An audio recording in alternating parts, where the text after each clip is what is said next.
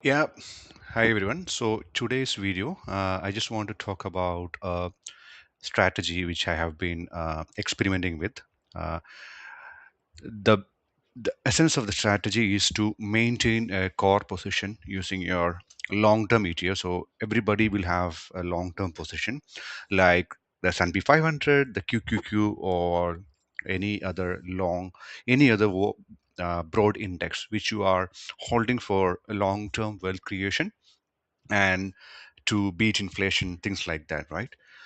So what I'm trying to do is I am trying a method to increase my return by still holding that long-term position, but trading using margin to generate a few percentage additional returns around that core position, right? That's my intention.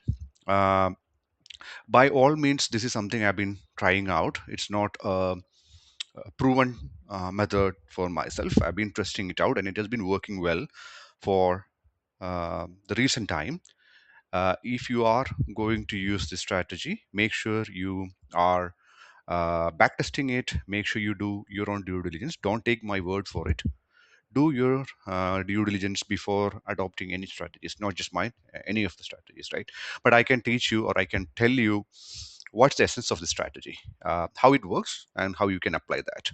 I can show you some examples as well, right? So in my core portfolio, for example, in my US equity portfolio, I have one. I mainly use S&P 500 as my long-term index fund. So I buy and hold S&P 500 for the longest time possible. That's my intention, right? To generate maybe an 80 percentage return in USD terms for my capital. Um, so 100 percentage of my 100 percentage of my money will be invested in that particular uh, S&P 500 index fund. Now I do know how to trade, right? So how can I make use of my trading knowledge to generate a few extra points? That's my intention, so that my money compounds faster. um, I get to make a little bit of profit even when the market goes down, because if I can use leverage ETFs, I can go short the market using those leveraged ETFs, right? Mainly, I use inverse ETFs to short the market. So I will talk about that all in a minute. Uh, so let me go back. Let me go to the next slide and talk about how I manage my how I manage this strategy. Core position, like I mentioned, you can use any of the index which is your favorite. You do your own research, choose S&P 500 QQQ, which is basically the Nasdaq 100, right? According to your own interest. For me, I wanted to have that broad diversification. Hence, I have chosen S&P 500 or the ETFs, which are basically tracking the S&P 500. Um, Vanguard or any Irish domicile if you are based outside of US, right? So choose that a core index fund for your uh, investment portfolio. The intention is to buy and hold this for the longest time possible, till the time you are alive, basically, right? Or till the time you want that money, till the time you retire. So buy. You can use a monthly strategy like me. So whenever I get an income on a monthly basis, I put that money into my brokerage account and I buy S&P 500 for that money. That's what I do, right? And 100 percentage of that allocation is this core ETF. Okay, and the only time I reduce my allocation is if I see the S&P 500, like in recent times, has run up a lot. Then I try to take a bit of profit, but I don't go beyond 75%. So 75% of money will always be invested in the ETFs, but I try to time a market a bit, take off the profit outside of S&P 500 index. If I feel that the market is overheated, I take a bit and keep that money aside, right, within the account, and I try to put that money back into the market when I see that the market has corrected, let's say 10%, 20%, whatever it is, right, from the recent highs. If I feel that the market is corrected a bit, then I use that 25% cash which I have generated by selling when it was in the top, to add back to the market. This is a method for me to reduce the volatility of my portfolio, not necessarily to generate a higher alpha. This helps me to balance out the equation, balance out the uh, volatility. That's one important thing which will give me sleep, a good sleep over the night. Okay, so that's about the core position. Now, how do I use leveraged ETFs to generate an extra alpha, right?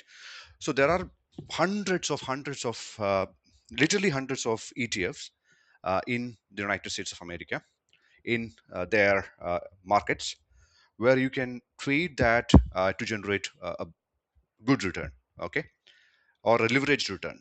So TQQQ, for example, is one of most traded leverage instrument products, market tracking instrument products, I think. So TQQ basically is three times leveraged to QQQ, which is the Nasdaq 100. So, for example, if I think that there's a good setup in Nasdaq, I think that I could play a good short-term swing in Nasdaq, then I'm going to use TQQ to go long on Nasdaq. If I think Nasdaq is going to come down on a short-term basis, then I'm going to use SQQQ to short that market, all based on momentum principles, right? Everything is based on momentum. No other strategies are being used. So if I see a momentum opportunity within those markets, within those index, I use these leveraged funds to make an extra bucks, extra return, right? Similarly, SOXL. XOXL is basically the semiconductor 3x leveraged ETF. There are many hundreds of ETFs which you can just find in the US market, track them, trade them, and try to make a little bit more profit than buy and hold strategy, right? Now, the very important thing when you are applying this strategy is, so how so you are already invested 100%. Let's imagine you are already invested 100% in S&P 500. Now your broker will give you a margin, right? You are using that margin to generate this extra return. So you're using this margin to fund your leverage ETF trade. That's one thing I wanted to make clear, right?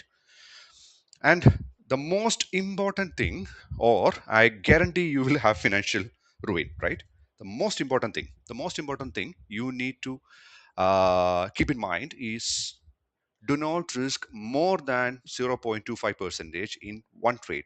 You can reduce that, but do not go beyond 0.25 percentage until you try test this strategy, prove this for maybe more than 1 year, right? Then you have earned that right to increase your risk. But I would say don't do that. You don't need that kind of return to, risk in your life. You can generate generational wealth by just making 15-20% per annum. So if S&P 500 is giving you 8 to 10%, and if you can make 10% on top of that, 5 to 10% on top of that, 15 to 20%, your money is going to get doubled in 4 to 5 years.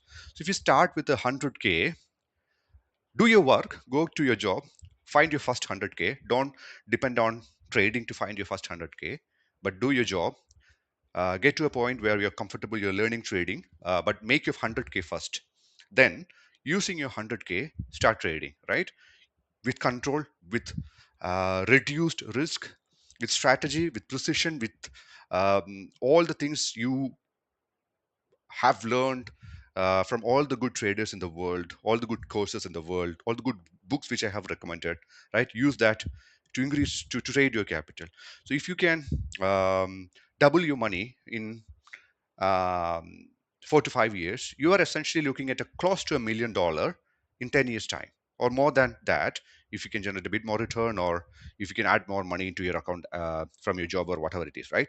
So 100K to 1 million in 10 years, and that's really good. Okay, now about the strategy. So yeah, my intention is to generate 10 to 15 percentage per annum, risk adjusted, risk controlled risk, without a lot of um, uh, tension, all those things. If S&P 500 drops during this period, I'm happy because I can add more money to that. I'm a salaried employee, I'm a salaried individual. So long as I have that income coming, I can just add um, more money into that S&P 500, and that gives me more return. And using my leveraged ETF trades, I could generate a few percentage extra. That's my objective, right? That's my only objective here. So when you're doing this type of trading, what you have to be mindful is that if you are going to generate 10% return per annum, so this is something which I have generated using Gemini. So it says that if I have to generate 10% gain, risking 0.25% per trade, that means 40R, right? 10% is 40R. So I need to take approximately 67 trades with compounding 65 trades. Let's forget it. 60 to 70 trades per year. If you can make 60 to 70 trades per year with a win rate of 40 percentage, you're not going to win every trade. So I keep it as the minimum possible, right? I mean, 40 percentage, that's enough. But if you can make 1:3 risk reward, so if you're risking 1 point, try to make 3 point, right? $1 you're risking, $3 you're taking profit out of the market. So if you can do that, 60 to 70 trades, approximately 70 trades, right? You're basically achieving your target for that year. You can go long, you can go short. So either way the market swings, you will be able to make the money. There are hundreds of ETFs. It's quite easy to make that 70 trades per year, all right? You will have that. You need to have that patience to wait for the right opportunity. Approximately 250 days of trading per year, hundreds of ETFs. Even if you are tracking 100 ETFs, just trade once every 3 day. And if you can make this kind of trading possible, with your strategy, you're going to make money, right? You're going to make that money. And if you want to stretch it to 15%, that should be about 100 trades. So the number of trades you have, you can generate more. Don't increase the risk. Try to find more opportunities. Even if it's not there, don't trade. But if you put your work, market always gives opportunity. I mean, I think it's easy to find 70 to 100 trade per year, right? Personally, I'm finding it's not that difficult.